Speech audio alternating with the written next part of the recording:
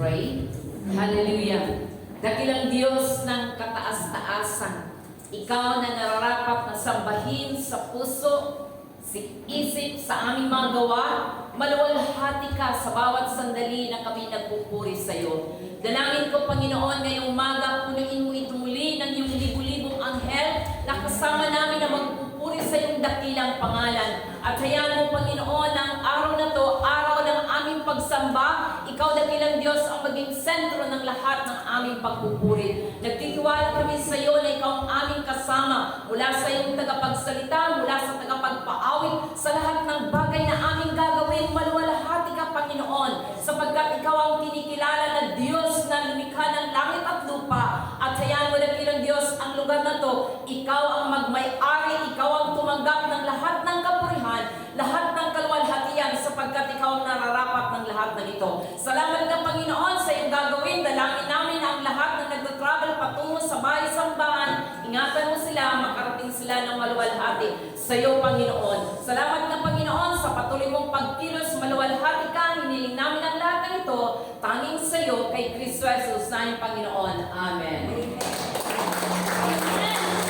Tunay nga na si Lord ay pinagsama-sama tayo ngayong araw na to. Amen po ba? Kaya dapat hindi tayo malungkot. Ipakita naman sa ating Diyos na pupuri tayo na may gala. Sabi niya sa Psalms 118 verse 24, "This is the day that the Lord has made. Let rejoice and be glad in it." So dapat tayo ay magpuri sa ating Panginoon na may gala. At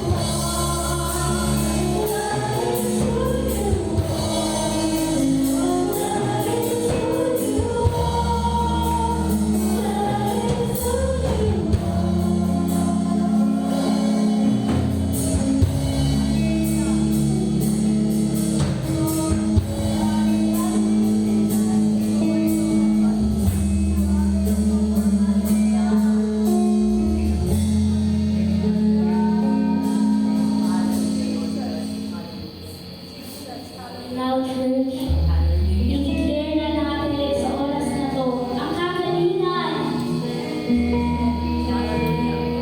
ang breakthrough, ang transform, at pag-alam sa Panginoon. Hallelujah, Jesus!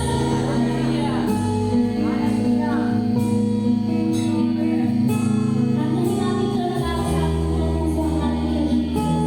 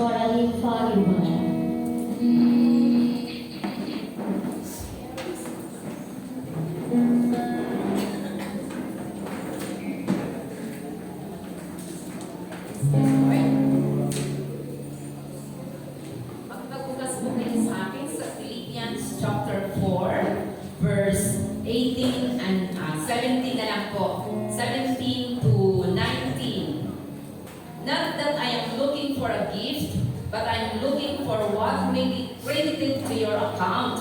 I have received full payment and even more. I am amply supplied now that I have received from Epaphroditus the gifts you sent. They are fragrant offering, an acceptable sacrifice, pleasing to God, and my God will meet all your needs according to His riches, to His glorious riches in Christ Jesus.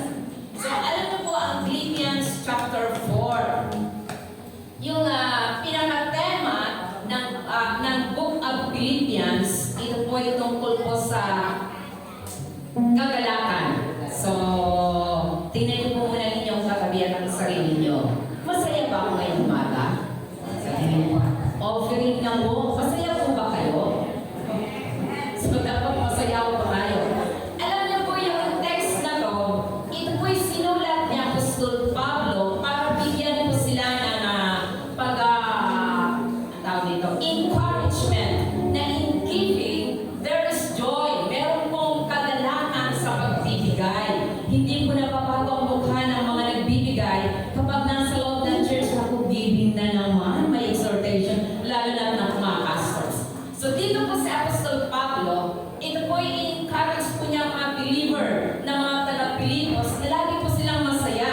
At kung titingnan po natin, sabi niya, not that I am looking for a gift, but I am looking for what will be credited to your name, to your account. Alam niyo po ba, yung sinasabi po ito ni Apostol Pablo, sapagkat tumanggap po siya ng pagpapala mula po sa mga taga-Pilipos. At ang kanilang ibinigay po sa kanya, sabi niya, I am fully paid. Ako po'y pinagpala dahil sa inyong pagkakaloob. At sabi niya, in verse 19, ito po'y kinukot ng marami. Sabi niya, that my God will supply all my needs. Di po ba? Claim po kaagad natin, my God will supply all my needs according to His glorious riches and glory. So, madalas po itong kinukot ng maraming mananampalataya. Pero kung atin pong babalikan, ito po'y sinabi ni Apostol Pablo, it's because naranasan po niya ang true na joy in giving sa mga taga-Philippians. Alam niyo po ba, sabi ni Pastor Irene, ako daw po ay mag-exhort through sa pamamagitan po ng based on my experience. Kami po na mga manggagawa po ng ating pong Panginoon, alam na alam po ninyo na we live by faith. At napakahirap po, naalala po ng panahon na ako'y nakakilala sa Panginoon, malaking bagay na po yun na makapagbigay po ako sa aking mga magulang ng 20 pesos sapagkat yun lamang po ang ano po noon ng 20. So magpapadala po ako sa mga magulang ng 20 pesos, binabalot ko po yun para hindi po nila mahalata po ng mga kartero na may laman po yung aking pong sulat sa kanila. But in my heart, sabi ko, Panginoon, paano kaya ito? Wala na akong wala na akong tinatanggap. Pero masaya po ako na magbibigay. At dito po nasubukan ang katapatan ng Panginoon sapagkat kami po na manggagawa, nagbibigay po kami out of our tithes kung ano pong meron po kami. At dumating po ako sa punto na sabi ko, paano kaya ito, Panginoon? May pamilya na ako ngayon. May anak na ako, may asawa na ako. Kaya ko pa rin kayang magbigay para sa iyo. At nang ipinasa ko po si John Faith ng preschool ko siya, sabi po ng isa na pinagpapasokan ko sa kanya, Pastora, naniniwala pa ako sa by faith niyo po sa Panginoon. Pero I'm in a business. So ibig sabihin, huwag po akong mahuhuli na magbayad sapagkat naniniwala ko siya ng Diyos pa ipag-provide. Pero nasa business po siya. Ang naging prayer ko sa Panginoon, Lord, every time na magtatalog ako sa iyo, sa aking pong tithes, kaya ang piling ko ng minsan ng marami, ang dami ko pong pera. Dahil pag nagtatites po ako, tithes and offering for God, hindi po ako nagbibilang kung magkano ang aking 10%. Hanggat maaari makapagbigay po ako more than 10% sa Panginoon. At naniniwala pa ako na ang pagkakaloob ng Panginoon, higit pa pwede kong asahan. At nakita ko ang kanyang katapatan nang mag-graduate ko si John Faye ng preschool pa lamang po. Ako po ang kauna-unahan na nagbayad fully paid sa mga estudyante. Di po ba? Napakabuti ng Panginoon na hindi po niya tayo pagkukulangin sa lahat po ng ating pong pangangailangan. Kaya sabi ng Apostol Pablo, "My God shall supply all your needs," hanggang sa nagtapos po siya ng college. Hindi po nagbabaya ang Panginoon sa pamamagitan ng katapatan. Kaya masabi po ng ilan, ang alam ko ng marami po dito, marami pa akong pera. Lalo na sa treasure, Sister Nancy, hindi ko yan naniniwala na wala akong pera. Pero naniniwala pa ako na ang bangko ng Panginoon kailanman hindi pagpupulangin hanggang kapatid sa Panginoon. So, kung meron man pa akong utang, hindi po sa tao. May utang ako sa Panginoon. At sa bawat pagbabayad ko, higit pa roon ang inaasahan kong pagbabayad na aking Diyos. To God be all the glory. So, magkaroon po tayo ng faith sa Panginoon na sa bawat pagtatalog niyo po, meron pa po tayo dito ang seed of faith. Ang seed of faith, it is God's blessing sa mga manggagawa po ng Panginoon. Pagdating po ng December, pinaghahatian po namin ito at meron pa po tayong tithes and offering. Alam niyo po, nasubukan ko sa Panginoon na kailanman hindi ako nagkwenta sa Diyos. Bagkus ang Diyos ang magkukwenta sa akin. Uy, nakapagpulog pa lang lingkod ko na to. Dahil naniniwala pa po, every single centavo na ipagkakalo po natin, hindi po yan palalagpasan ng paningin ng ating Diyos. So let's pray. Panginoon, pagpalain mo ang bawat kamay na magtitiwala sa iyo. Pagpalain mo, Panginoon, ang bawat step of faith, bawat hakbang ng iyong mga anak. Lord, sa kabila ng aming kawalan, pwede po namin kwentahin lahat na kami ay kulang araw-araw, buwan-buwan, taon-taon. Pero sa aming pag-asa sa iyo, higit pa sa aming inaasahan ang pwede mong ipagkaloob sa amin. Ingatan mo, Panginoon, ang aming mga physical na condition na pwedeng gamitin ng kaaway para lalo kaming mawalan. Ingatan mo, dakilang Diyos, ang aming pamilya. Ingatan mo ang aming mga trabaho. Ingatan mo ang aming mga pinagkukunan na resources, Panginoon, upang masustain ang aming family. But I pray, Father God, higit pa roon ang pag-iingat mo sa bawat finances na mayroon kami. Na sa bawat panahon na kami magkakaloob, higit pa sa sukatan. Kung meron man kaming sukatan, Panginoon, ng aming pagkakaloob sa iyo, hayaan mo, Panginoon, na ang sukatan ng langit ay higit pa naming maranasan hanggang patuloy kaming tapat na naglilingkod at sumusunod sa iyo. Pagpalain mo ang bawat kamay, bawat bulsa, bawat family na sa aming pagkakaloob, Panginoon, ikaw ang aming makita that there is a big, big God who can see, Panginoon, kung hanggang saan na lang ang aming kakayahan. Pagpalain mo ang lahat ng narito at ikaw lang bilang Diyos ang magpala sa bawat magkakaloob na ikaw ang aming kapartner. In Jesus' name, Amen. To God.